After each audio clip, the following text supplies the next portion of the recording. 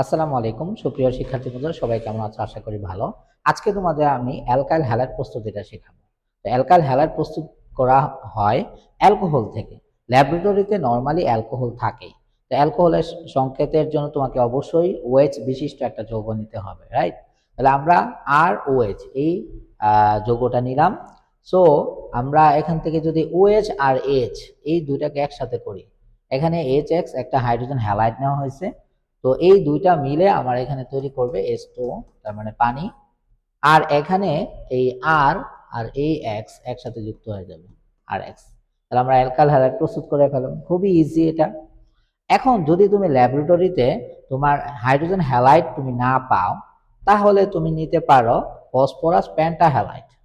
তো ফসফরাস পেন্টাহ্যালাইডের সাথে অ্যালকোহল কিভাবে বিক্রিয়া করে সেটা যদি আমরা একটু সহজভাবে মনে রাখার জন্য এইভাবে লিখি, ROH।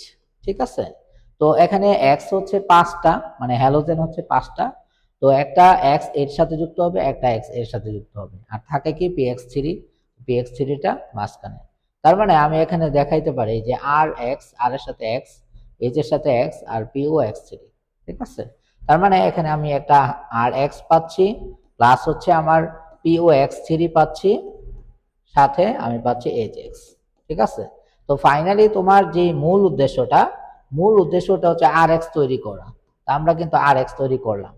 তা RX টা কিভাবে তৈরি করলাম?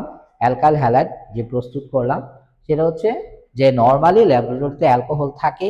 এখন অ্যালকোহলের সাথে তুমি HX দিতে পারো, তাহলে অ্যালকাইল হ্যালাইড পাবা। অথবা তুমি যদি ফসফরাস পেন্টাহ্যালাইড দাও, তাহলেও তুমি অ্যালকাইল হ্যালাইড পাবা ওখান থেকে। তো আরো অনেকভাবে অ্যালকাইল হ্যালাইড প্রস্তুত করা হয়। এই অ্যালকাইল হ্যালাইড এমন একটা জিনিস, এটা আমরা যেরকম লবণটা প্রত্যেকটা খাবারের মধ্যে লাগে, ঠিক একইভাবে এই অ্যালকাইল হ্যালাইডটা যদি তোমার হাতে থাকে, তাহলে এই অ্যালকাইল হ্যালাইড থেকে আরো অনেক ধরনের যৌগ তুমি তৈরি করতে পারবা।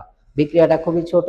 আমার মনে হয় 2-1 বার ভিডিওটা দেখো, ইনশাল্লাহ তুমিও অ্যালকাইল হ্যালাইড তৈরি করতে পারবা। ধন্যবাদ। আসসালামু আলাইকুম।